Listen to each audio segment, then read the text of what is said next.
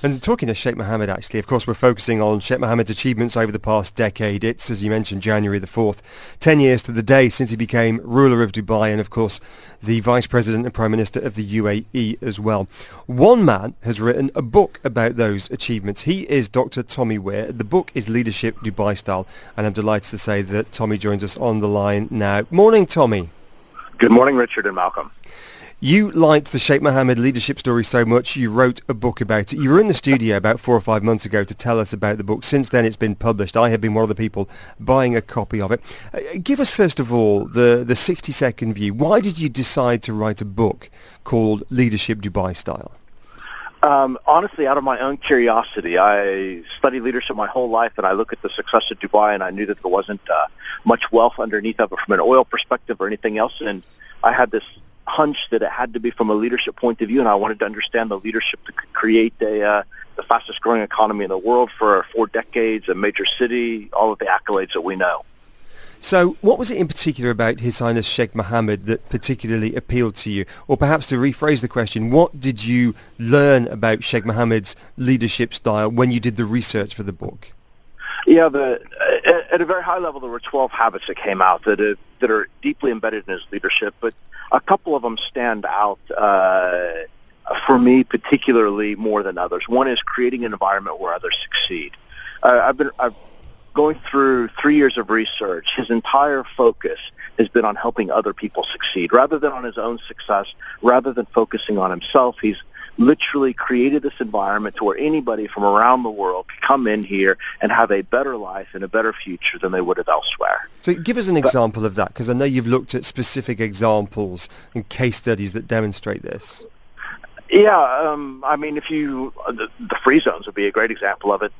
The position that Dubai has taken on trying to reduce the taxes that other places in the world would have heavily upon them, the ease of doing business, the attraction of putting people together, allowing you to have your business, to run your business, and giving you there's guidelines here. There's out of bounds areas for sure, and there definitely should be. But beyond that, it's basically a go get it, grow as much as you can.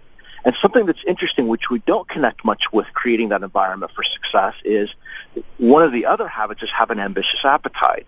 Because of Sheikh Mohammed's hunger of, I guess it'd be a hunger of habit now, but what started as a hunger of need when he was a young child, that ambitious appetite, let's take over the weekend. Where in the world, when a fire would have broke out, would have you still run the fireworks, except for in Dubai? Once they knew that the people were safe, they went forward with their ambition. And for creating the connection back to creating an environment for success is, for every one of us, that's a picture, a demonstration right in our face that says, hey, if you really want to succeed, think big. Take the bold action. Step out and do maybe what consultants would tell you not to do, but lead for something huge. And another of the habits that you identified from Dubai in general and Sheikh Mohammed in particular, and it's number 1 on your list, is lead today for tomorrow's future, which I guess in some ways sounds pretty obvious, but it may be common sense. It's not common practice, is it, Tommy? Not at all. I mean, most people are concerned about, if it's a publicly traded company, they're concerned about this quarter. If it's a lot of other people, they think about the deal at the moment, whereas Sheikh Mohammed is consistently thinking a generation or more into the future. I mean, I've been in several meetings recently where they're talking about institution building, which would come to fruition a century into the future. Obviously, we've had the Expo 2020 win, which dovetails nicely into that plan as well. I mean, do you think we can see even some of the bigger sporting events here in the future?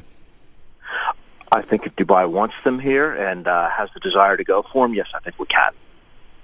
Dubai does a fantastic job, and it kind of, Malcolm, your question plays right back into these points that we're discussing quite well. Create an environment for others to succeed. So if Dubai wants to create that environment for a major sporting event to succeed here in Dubai, I know they have the ambition to do it. I know they have the execution ability to do it. So my answer would be yes if they want to.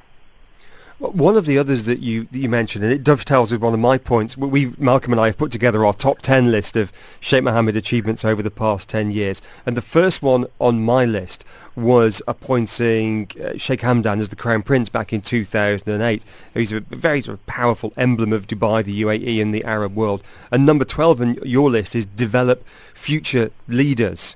And this, you say, that he and Dubai has done particularly well? Again, give us an example of that in action. Sheikh Hamdan. I mean, honestly, to kind of reiterate your words, it's interesting on that point, though, of the way that they... Sheikh Hamdan is an example of it. Mohammed Gagawi's example of it. Mohammed Albar's example of it. I mean, these are Al-Huda Al-Rumi. I mean, I can go on through the list of the people that work very close to His Highness. And you can see at the beginning of their careers the way that they invested deeply in them. But if we were to take Sheikh Hamdan for a moment, which I think is fantastic, is while the appointment was outstanding in 2008, what amazes me is what happens behind the scenes from the day that the children are born, the cultivating and growing them and developing them into a leader. So it's not just about the appointment, it's actually the entire mechanism behind it. And I think that's what as business leaders or governmental leaders we should learn is saying is it's not about the appointment, it's about how much effort Sheikh Mohammed has put into developing his children and developing community leaders to be the leaders they are for tomorrow.